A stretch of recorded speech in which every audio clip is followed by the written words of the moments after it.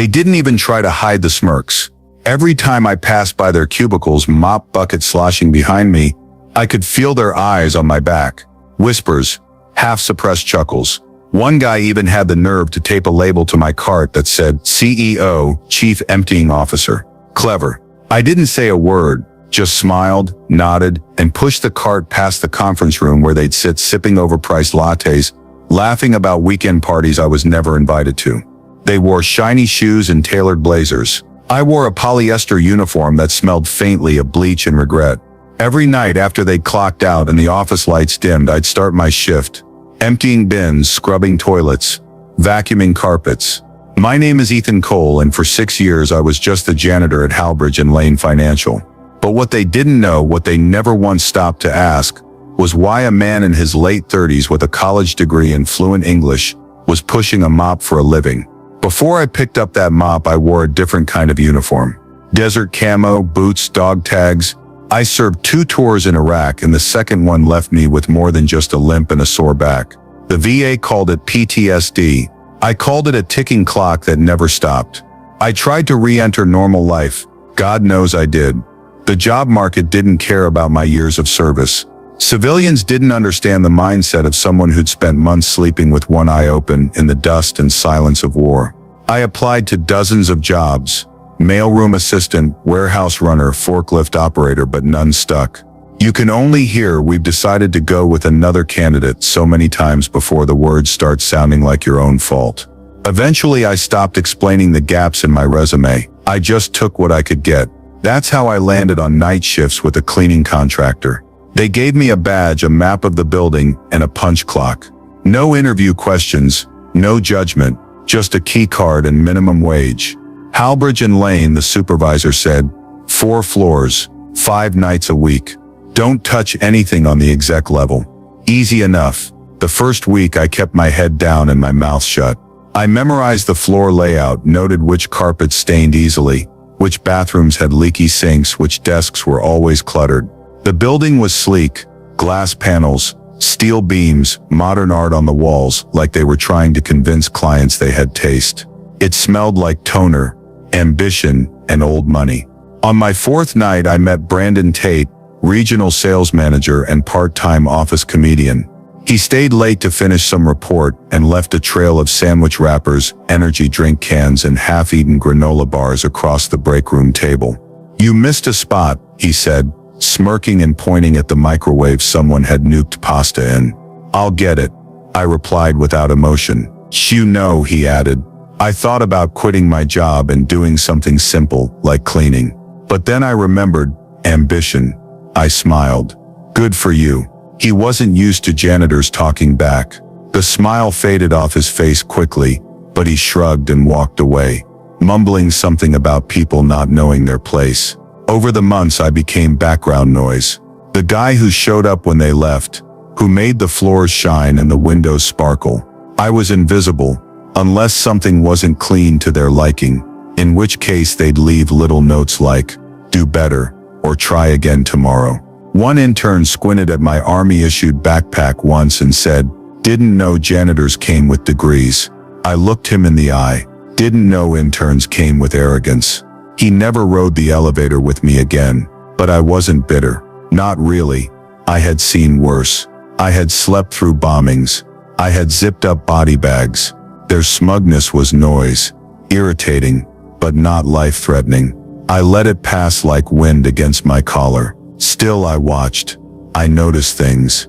Waste, inefficiency, laziness hidden beneath office jargon. I saw who always arrived late, who took 2-hour lunches, who booked meeting rooms just to nap undisturbed. And most of all, I saw how poorly the cleaning contract was managed. One night, while emptying a trash bin near the executive lounge, I overheard 2 partners talking. "We're bleeding money," one said. $6,000 a month on janitorial, and people still complain." I glanced at the industrial bags I was using. Overpriced, poorly sized. I knew the supplier, knew how much they marked things up. They were paying premium prices for a bare minimum service. That night, something cracked inside me, not from anger, but from realization. All this time, They thought I was beneath them, but I had knowledge they didn't even know was valuable. I went home and pulled out a cheap notebook. At the top of the first page, I wrote, "There's a better way." Then underneath, "And I'm going to build it." No one saw it coming, but that was the beauty of being invisible. The next morning, I went to the dollar store and bought a second notebook, bright red cover, heavy paper. I labeled it with a Sharpie, Operations. It didn't look like much, but it was the foundation of something bigger than a mop bucket. For the next 6 months, I built my plan quietly. Every night on shift, I studied the layout of Halbridge and Lane as if I were still a soldier scouting enemy territory. I wrote down supply vendors, maintenance schedules, types of cleaning chemicals used, and how often restocking occurred. I noticed waste, bags changed, when barely half-full soap dispensers overfilled and leaking. Inventory ordered that never got used. They were spending recklessly, blindly. More importantly, I started to track performance. Not just mine, but the entire building's. I noticed how inefficient the cleaning crew rotation was. 4 people covering 4 floors, but 2 were constantly slacking off in the back stairwell. One guy regularly skipped the executive restrooms. Another had a habit of tossing unused supplies into the dumpster and reporting them as used. I reported none of it. I wasn't there to be the whistleblower. I was there to learn the system, so I could eventually beat it. My supervisor, Rick, was a nice enough guy. Big gut, clipboard always in hand, breath that smelled like burnt coffee. He barely noticed me beyond signing my timesheets. I didn't mind. The less attention, the better. One evening, during a coffee break, I asked him, "How long you been in janitorial?" He looked up, surprised. 23 years. Why? I shrugged. Just curious. Ever think of starting your own thing? Rick laughed, loud and bitter. You think I'd still be pushing this cart if I had that kind of capital? He had a point. Most people in our line of work live paycheck to paycheck. But I wasn't most people. I had $18,000 saved up. Not much, but enough to make a move, if I played it right. The rest, I'd have to build through sweat, patience, and precision. That week, I registered a domain name, clearpointclean.com. No one knew. Not even the few acquaintances I still talk to. I formed an LLC, downloaded free templates for business cards, and started building a bare-bones website with a mission statement: reliable, professional, invisible when you want us, unstoppable when you need us. Corny? Maybe, but it felt right. I knew from experience that clients didn't just want things cleaned. They wanted to never have to think about cleanliness. They wanted results with zero friction. That would be my pitch: hassle-free, military precision commercial cleaning. I needed my first contract, and I had a plan. One night, I stayed late after my shift at Halbridge. I knew the evening security guard, Luis, liked to sneak off to his car and nap. That gave me time. I walked through the executive floor, phone flashlight in hand, taking a close look at every detail. The corners of the baseboards had mildew. The carpets were clean on top but sticky in spots, and the private kitchenette had grime under the microwave that hadn't been scrubbed in weeks. This place looked nice from a distance, but up close, it was a mess. I took photos, quietly, clean angles, time-stamped. I wasn't sabotaging anything. I was documenting reality, because the truth was, the firm wasn't getting what it paid for. The next day, I printed a proposal. I didn't submit it to Halbridge directly. That would have been a breach of contract. Instead, I found out who managed their building services. Falcon Property Management, a firm with a reputation for cutting costs and outsourcing to third-party vendors. I set up a meeting with one of their junior ops managers, just a quick 15-minute sit-down at a nearby diner. His name was Keith, probably in his late 20s, sharp hair on but overworked. "You're a janitor?" he asked, confused, eyeing my worn work boots. "Independent operator," I corrected, "and a veteran, with 5 years of real data on your current service provider's failures." That got his attention. I handed over the folder. Inside was my proposal, along with documentation, photos, supply waste, time inefficiencies, and a 2-column chart comparing what they were billed for versus what they were actually getting. "You pulled this while working nights," I never stopped paying attention. He didn't smile, but his eyebrows rose. "You're under contract at Halbridge," he said. "You know I can't just fire a vendor based on a hunch. I'm not asking you to, just asking you to watch." I said, "Give me one of your smaller properties. One floor, one chance." He didn't commit, but I saw something in his eyes. Doubt about the current system. That's all I needed. I went back to work that night, more focused than ever. The mop felt lighter in my hands. Not because the work had changed, but because now I had a mission. They still laughed behind my back, of course. Still dropped gum wrappers on the carpet like I was invisible.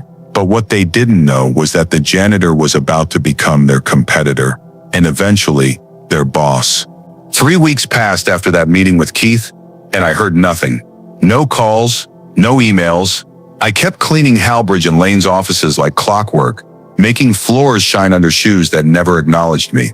But I knew better than to expect instant gratification. The military had taught me that discipline often pays dividends in silence. Then on a Monday afternoon while I was off duty, my phone buzzed. Unknown number. "Ethan Cole?" the voice asked. "Speaking. This is Keith from Falcon Property Management. We've got a test site available. Small legal office in Westbridge. Single floor, 5,000 square feet. Interested?" "I'm in," I said without hesitation. "You'd need to start this Friday night. Their current cleaner just quit. No notice." "Perfect." He sent over the contract that evening. It was a small 1-month trial, with an option to renew. The pay wasn't high, but I didn't care. It was mine. My first independent job. I spent the next few days prepping like I was going into combat. I priced out supplies, created a checklist, and even practiced loadouts, packing and unpacking my portable caddy until I could do it blindfolded. The building had no janitorial closet, so I'd have to bring in everything each night and haul it out at dawn. I didn't have employees.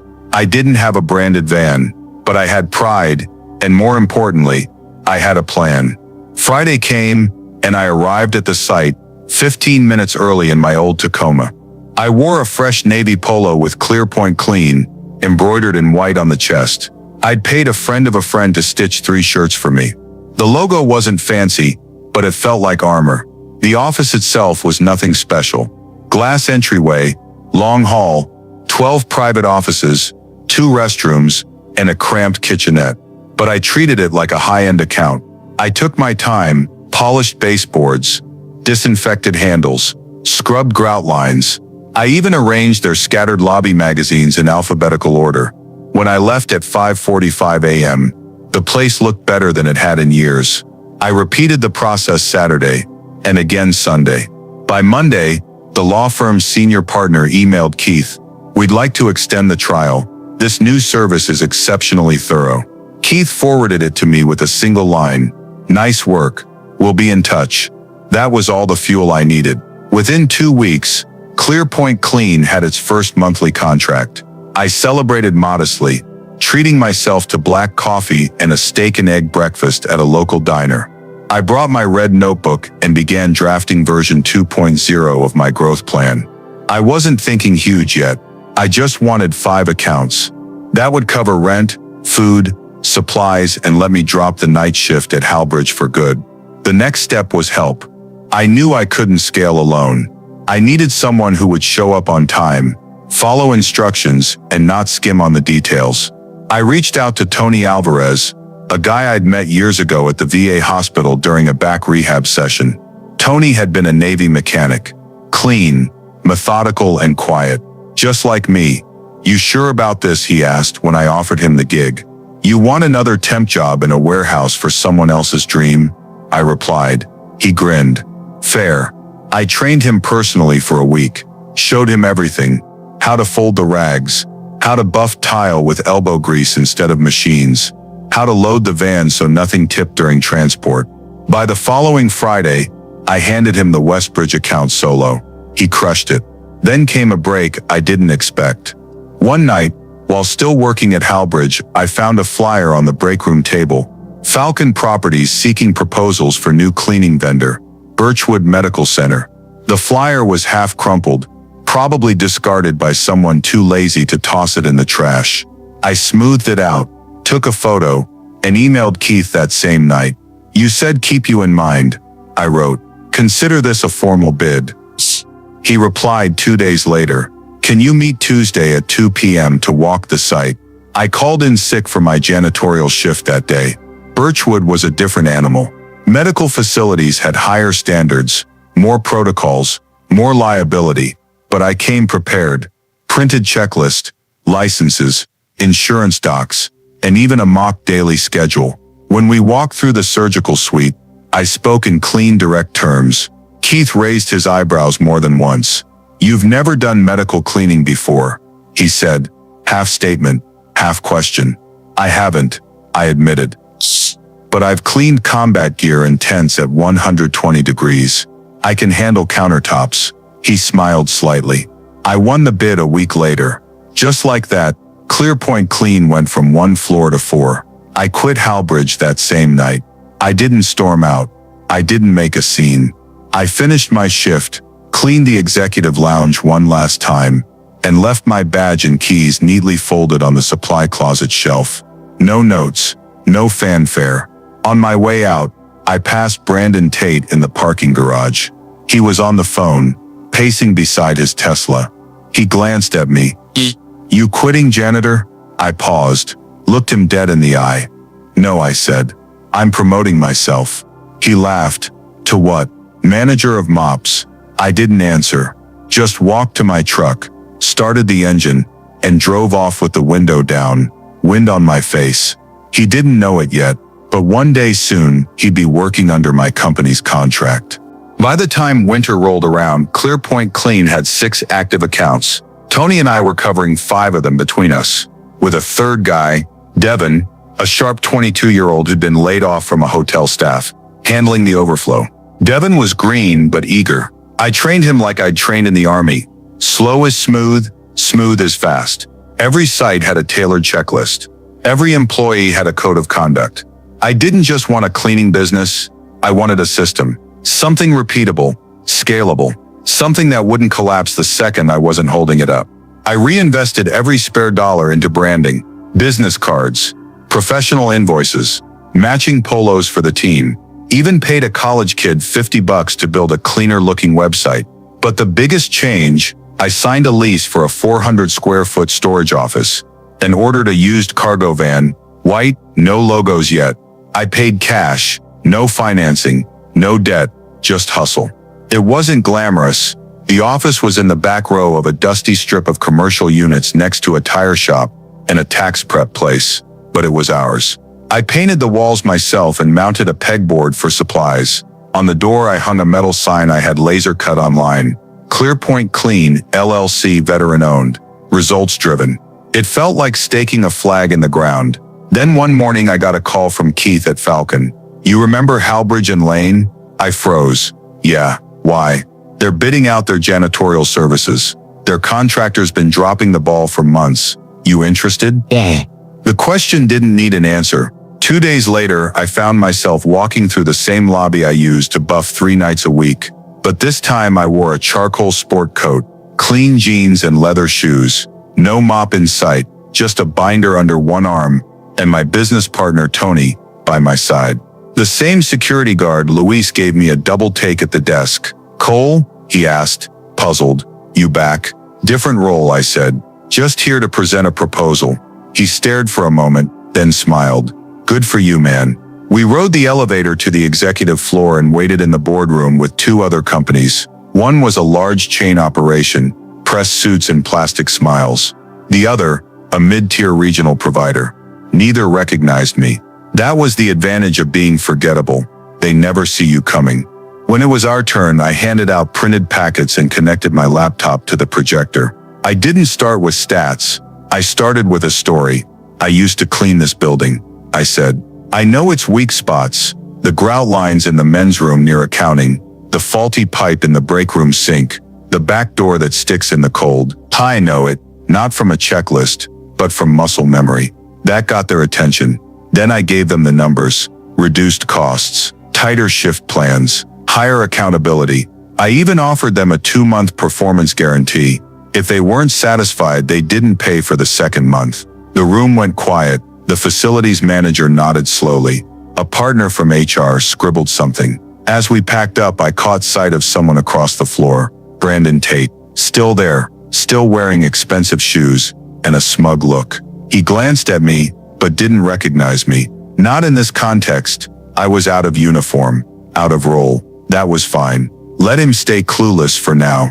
A week later, the contract was ours. Halbridge and Lane awarded ClearPoint Clean a 6-month trial with renewal options. 4 floors, nightly deep cleans, bi-weekly audits, the full package.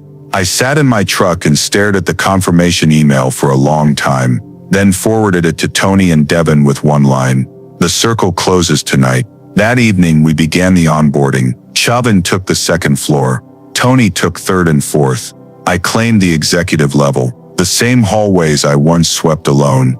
I now walked as an owner. Brandon saw me during the first week. He was working late again. Typical of guys who mistake busy for valuable. She stepped into the hallway while I was reviewing the supply drop. "You again?" he asked, squinting. "You're still here." I turned to face him. "Chief, different role." Recognition dawned on his face. Slowly, his smirk faltered. "You work for the new cleaning company." Yo! I said flatly. "I own it." She blinked. "ClearPoint Clean," I added, tapping my badge. "We just signed the contract your office lost." To his credit, he recovered quickly. Shouldn't expect that. "Guess hard work pays off, huh?" "It always does," I said. Eventually, he walked away without another word, but his silence was louder than any insult he'd ever muttered. That night, I stayed after hours, not because I had to, but because I wanted to walk the halls one more time, to remind myself how far I'd come. I passed the break room where I used to scrub microwaves, the stairwell where I once folded cleaning rags, the supply closet I used to restock by hand. Every corner had a memory, but none of it felt heavy anymore. It felt like fuel. On my way out, I looked over my shoulder one last time and whispered, "Checkmate." Then I locked the door behind me. With Halbridge and Lane under contract, ClearPoint Clean officially entered a new league. We weren't just cleaning small legal offices and dental clinics anymore. We were maintaining a high-profile financial firm's headquarters. The name alone carried weight, and soon, the calls started trickling in.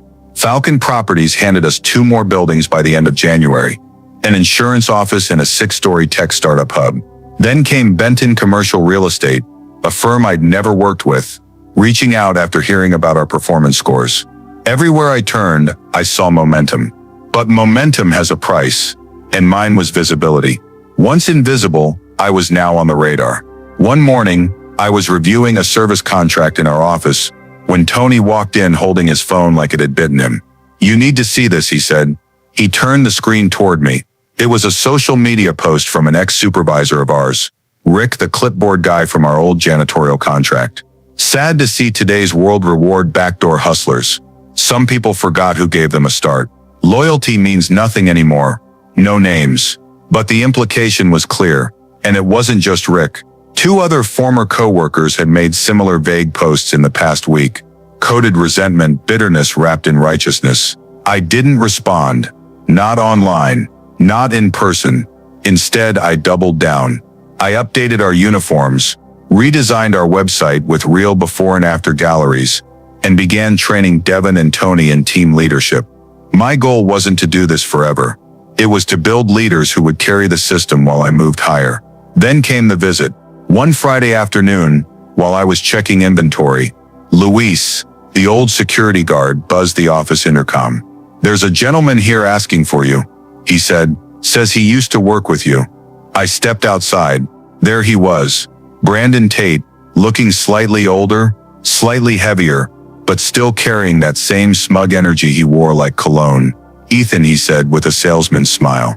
"Didn't know you were running things out here." I crossed my arms. "What brings you to this part of town?" He looked around.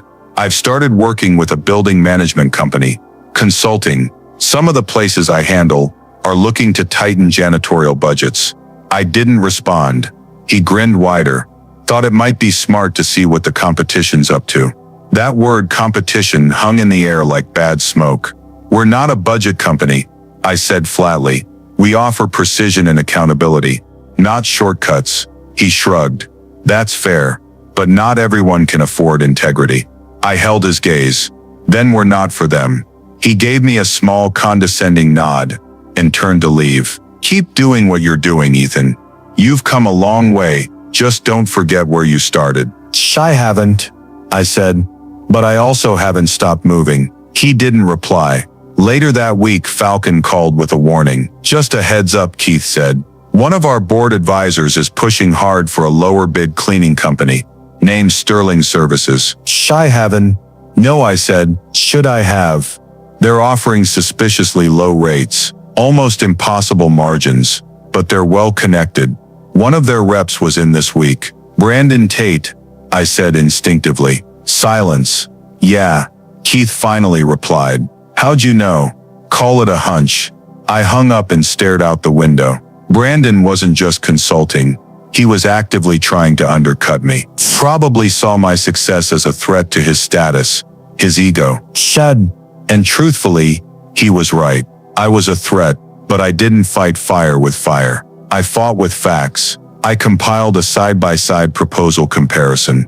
ClearPoint versus Sterling Services. Ours showed verified staff background checks, detailed training logs, accountability protocols, and customer reviews. Theirs, vague promises, zero verifiable metrics. I printed it, bound it, and overnighted it to Falcon's corporate office with a personal letter. We don't compete by being the cheapest. We compete by being the most trusted. The cheapest vendor costs the most when they fail. A week later, I got Keith's reply. Nice play. We're sticking with you.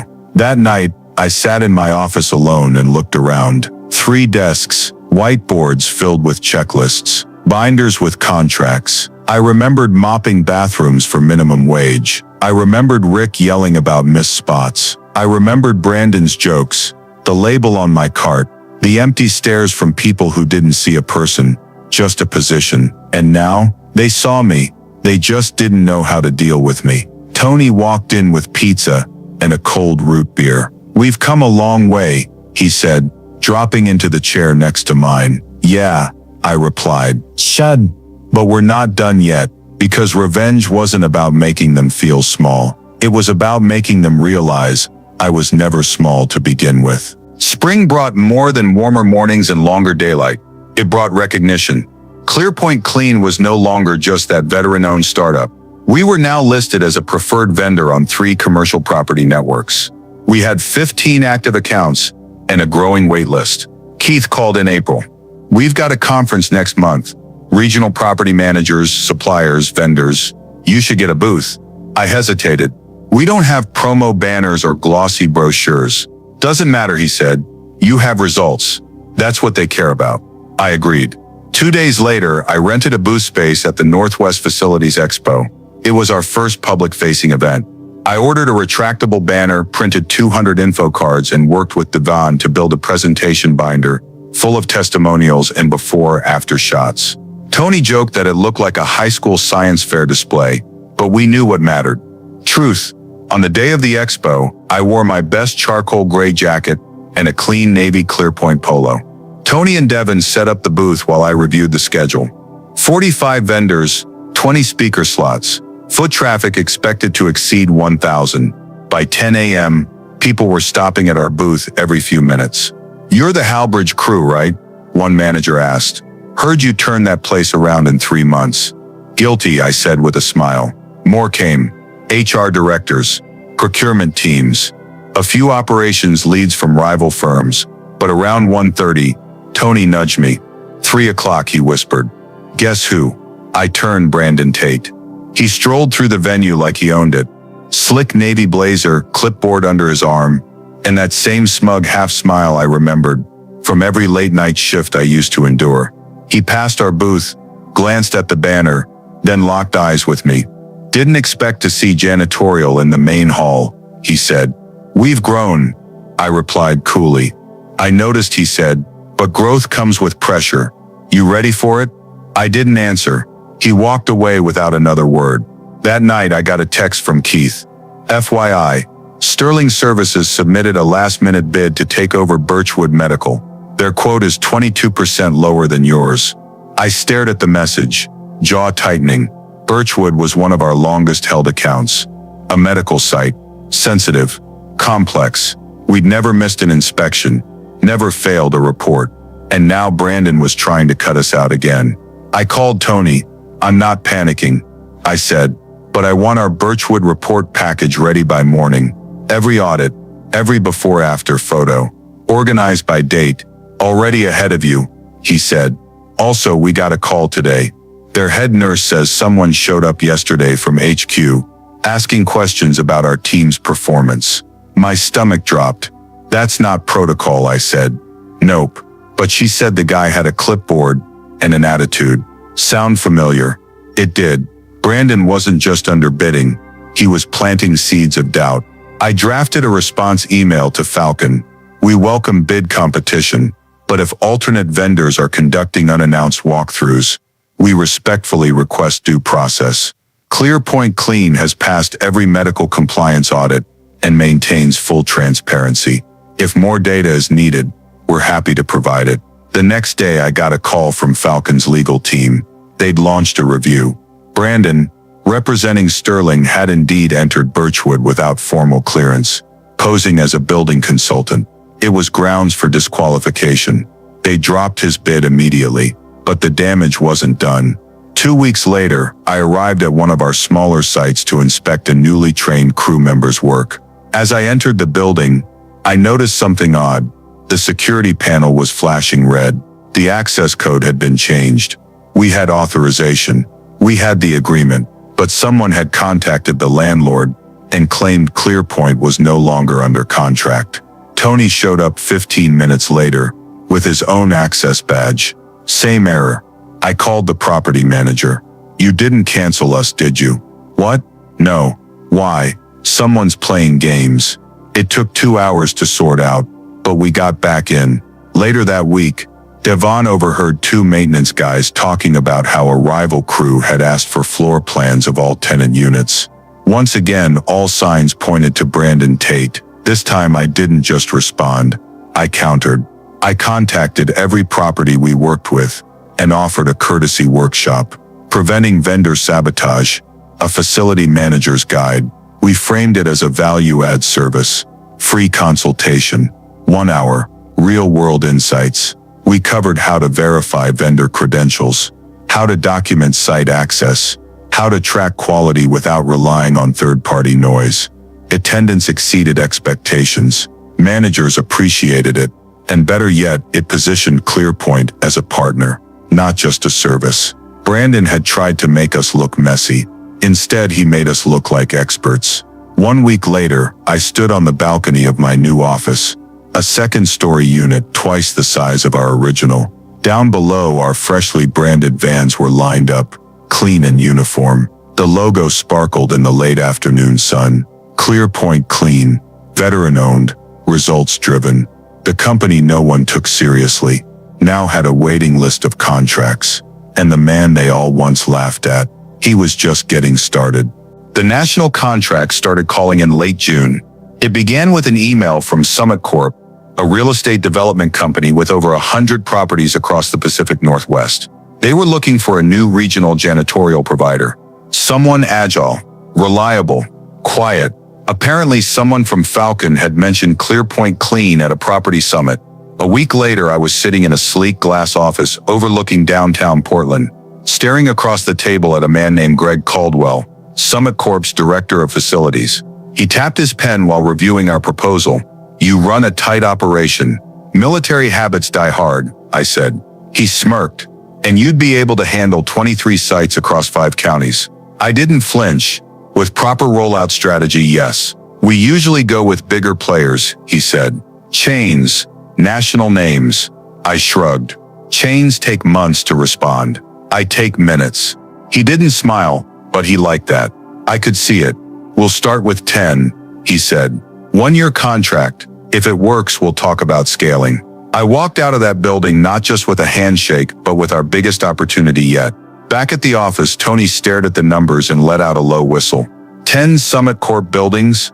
That's almost tripling our volume. We'll hire and train in phases, I said. Start internal, then subcontract under tight NDA. Devin looked up from the schedule board. We'll need gear, vans, uniforms, backup staff. Fast. We've got the cash, I replied. And I've got a reserve if we don't. You sure? Tony asked. I nodded. This is the line. Either we scale or we stagnate. That weekend, I skipped sleep. I mapped out a 90-day rollout plan, interviewed 10 potential new hires, called the uniform vendor, ordered 2 new vans, built a new tiered training protocol. Everything had to run like a machine, no shortcuts. But while we prepared to grow, Brandon wasn't staying quiet. On Tuesday morning, Keith from Falcon forwarded me an internal email chain. Apparently, Brandon, still working under the Sterling name, had pitched an alternate vendor to Summit Corp just days before my meeting. Claimed ClearPoint was overextended, overhyped, and facing retention problems. All lies. But Greg Caldwell had already signed with us. And that, I knew, must have burned. Still, it was a warning. Brandon was desperate now. When someone like him gets desperate, they don't play smart, they play dirty. Sure enough, 2 weeks into the rollout, we had a scare. One of our new hires background checked and verified, failed to show up at a client site in Everett. He claimed he got lost. But later that night, someone from Summit Corp's legal team called me. Apparently, a concerned industry peer had contacted them anonymously, warning them that ClearPoint employed staff with questionable records. No name, no evidence, just suggestion. I reviewed the files myself. I told them, they're clean. I know, Caldwell said. But not everyone's rooting for you. I knew exactly who was behind it. I didn't need to say his name. Instead of fighting Brandon in shadows, I made a move in daylight.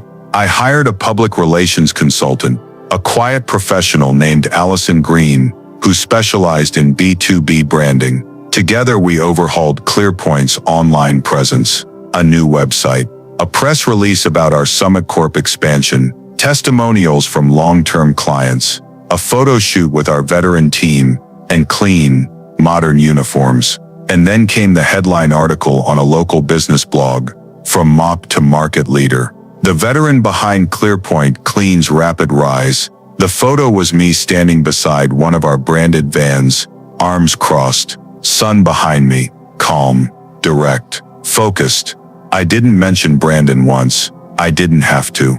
Because the best revenge wasn't tearing him down. It was making him irrelevant. 1 week later, I received an anonymous email. No name, just a message. We started in the same place, but you sold out. You're not a cleaner anymore. You're a suit. I stared at it for a moment, then deleted it. He still didn't get it. I didn't leave cleaning behind. I just cleaned up the game. Then came the invitation. Falcon's annual vendor recognition dinner. I'd never been invited before. Not as a janitor. Not even in our first year of growth. But this time, I wasn't just on the guest list. I was on the speaker list. 5 minutes, the email said. Share your story, your journey. Tony read over my draft the night before. You're really doing this? He asked. I nodded. It's time. He clapped me on the shoulder. Make it count. The Falcon Vendor Recognition Dinner was held in a sleek ballroom at the downtown convention center. Crystal chandeliers, polished marble floors, white linen tables, a place I never imagined I'd be invited to, let alone walk in as a featured guest. Tony and Devin joined me, matching navy suits, ClearPoint pins on our lapels. We looked nothing like janitors. We looked like what we had become, professionals who built something real. A brass placard by the entrance read, Celebrating Excellence in Facility Services. I smiled at the irony. 10 years ago, I couldn't get a second interview. 5 years ago, I was scrubbing toilets for minimum wage, while people like Brandon Tate laughed behind my back. And now, I was being celebrated. We walked past tables filled with building managers, service directors, vendor reps. I saw familiar faces, some who used to ignore me. Now they nodded respectfully. Then, just as I was taking my seat, I spotted Brandon. He was tucked 2 tables over, seated with a regional team from Sterling Services, wearing a gray blazer, fiddling with a water glass, pretending not to see me. But I knew he did. His shoulders tightened just slightly when my name was announced. And now, please welcome our final speaker of the evening. Ethan Cole, founder and CEO of ClearPoint Clean. Applause followed, some polite, some genuine. I stepped to the podium, heart calm, voice steady. I appreciate this, I began. But I'm not here to talk about success. I want to talk about beginnings. A few heads turned, phones lowered. I started my career pushing a mop.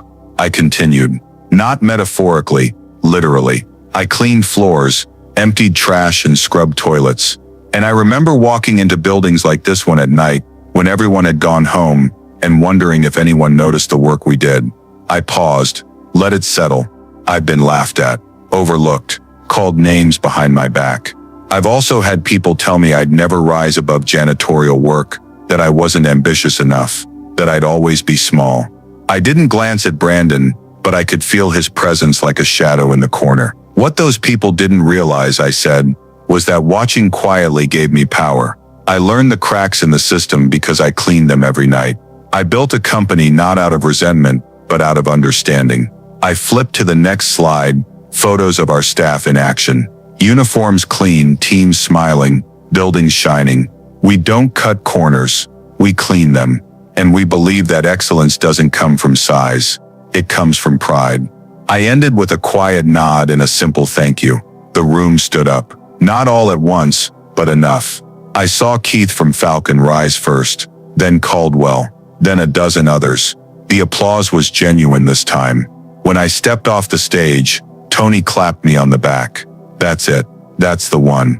We walked back to our table, passing Brandon along the way. He was staring into his drink, jaw tight, lips pressed. He didn't say a word. And I didn't stop walking, because the moment had already happened. The next morning, our inbox had 5 new inquiries.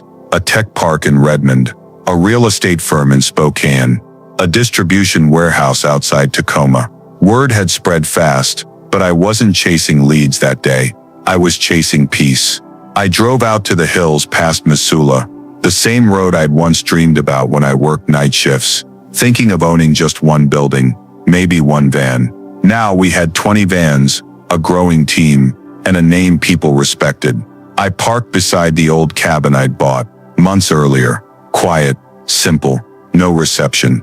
I walked the path behind it, where the trees whispered, and the world stopped spinning so fast. Bandit, my shepherd, ran ahead through the brush. He didn't care about contracts or revenge. He just cared that I kept walking forward. So I did. A week later, I received one last unexpected message. No name, just a subject line. I was wrong. Inside was a single sentence. You earned it. I didn't believe you could, but you did. I didn't reply. Some victories don't need acknowledgement. They just need closure. And that's what I had. Not because I destroyed Brandon, but because I proved, without a shout, without a fight, that I was never what they said I was. I was never just a janitor. I was a builder, a leader, and now, a name written in ink, not dust. Summer was good to us.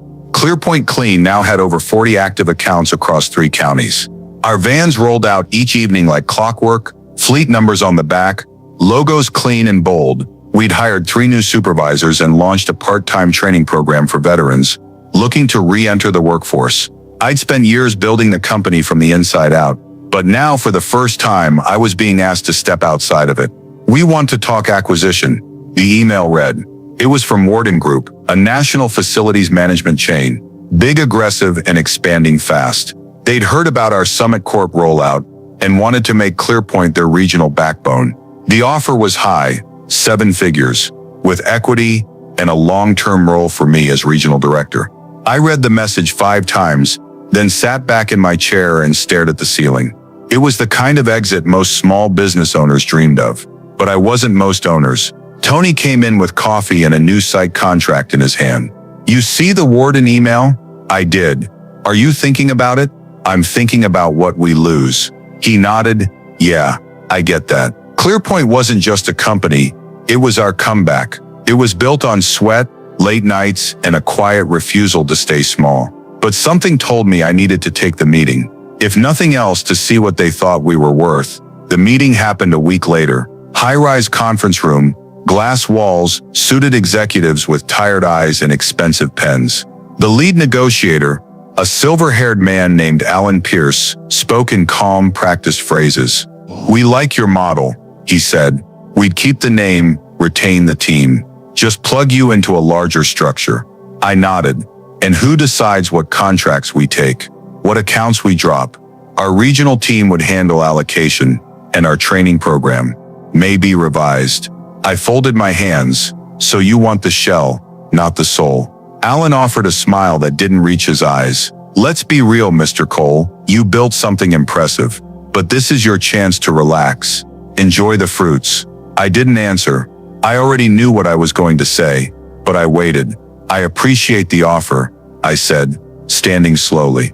"But I didn't build ClearPoint to hand it over to people who don't know what it means to mop a floor." Alan stood too. "Think about it." "I have." That night I returned to the office. Tony was still there reviewing invoices. "Warden?" he asked. "Passed." He nodded once. No celebration, no regret, just mutual understanding. We hadn't come this far to sell our story to someone else. The next morning, I got a LinkedIn message from a name I hadn't seen in years. Rick Mallory, my old janitorial supervisor. "Hey Ethan, didn't know if you'd remember me. I saw your name on a job board. ClearPoint Clean hiring for field trainers. I've been out of work a few months. Thought I'd reach out." I stared at the message for a long time. This was the same Rick who'd once ignored my shift reports, who barked at me for taking too long on a floor, who never learned my name until I handed in my resignation. And now he was asking for a job. Tony saw the look on my face. "You okay?" I turned the laptop toward him. He read the message, then leaned back in his chair. "Well, what are you thinking?" "I'm thinking about the kid who used to fold rags in the back room while Rick yelled about badge codes." "You want to say no?" I paused. "No," I said slowly. "I want to interview him." Rick showed up 2 days later, resume in hand, collared shirt a little tight, eyes wary. We sat in my office. I let the silence stretch. "You built something," he said, trying to sound upbeat. I did. "Look, I know we didn't always get along, and I didn't treat you like I should have. I was stressed, trying to keep things afloat. That's not an excuse, just the truth." I nodded. "So why ClearPoint?" He swallowed. "Because I've seen what you're doing. And honestly, I want to be part of something that works." I studied him. He wasn't faking humility. He looked tired, worn down. "But real? I'm not hiring you out of pity," I said. "You'd go through the same training as everyone else. You report to Devon, no exceptions." He nodded fast. "Absolutely." I extended my hand. "You start Monday." Later, Tony found me in the break room. "You sure about that?" "Yeah," I said. "Because redemption isn't just for me." Fall arrived with golden leaves and gray skies. Business was steady, clean, predictable. ClearPoint Clean had become everything I once dreamed of during those late-night shifts. A respected name, a trusted partner, and a quiet force that made buildings shine. But more than that, it had become something I never expected. A legacy. We now had 50 employees, 5 supervisors, 3 office staff, a waiting list of new contracts. Devon was managing 2 full teams. Tony had taken over strategic accounts, and I was finally starting to breathe. Not because I was stepping back, but because I no longer had to hold it all together alone. I stood one morning in the break room of our headquarters, watching a new crew load up supplies. Young guys, most of them. A couple of vets. One woman with purple hair and a smile that made people relax instantly. They were laughing about a floor buffer that kept veering to the left. No one noticed me. I liked it that way, because I used to be them. Later that week, I sat in my office sorting through old documents, contracts, printouts, notebooks. One binder caught my eye. My original red notebook, the one that started it all. I flipped through the pages. The handwriting was tighter back then, harsher, full of frustration and determination. I found the first phrase I ever wrote, "There's a better way," underneath, and I'm going to build it. I smiled. I had. 2 days later, I visited a job site unannounced. Something I rarely did anymore. It was a high-rise downtown, newly added to our roster. A young crew member named Jordan was finishing up a conference room. He was meticulous, focused. I watched him adjust a chair by half an inch to align with the others. "You always this precise?" I asked, stepping in. He looked up startled. Yes, sir. I try to be." I introduced myself. His eyes widened. "You're the one who started all this?" "I suppose so," I said. "But it's not about me anymore." He nodded slowly. "Still, kinda cool to meet the guy who went from mop bucket to boardroom." I laughed. "Yeah, I guess it is." Then I asked him something unexpected. "You ever think about running your own crew someday?" He blinked. "Me? I mean, I've only been here 3 months." "So," I said, "that's 3 months longer than most people survive in this line of work." He hesitated. "I guess, yeah, I've thought about it." I handed him a card. "Come to HQ on Friday. We're starting a new leadership training track. I want you in it." He looked down at the card like I'd handed him gold. "I won't let you down. I know you won't."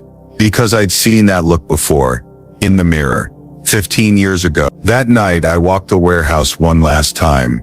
Supplies were stocked, vans parked, crews checked in. I entered the original locker room where we used to store mop heads and chemicals back when it was just me and Tony.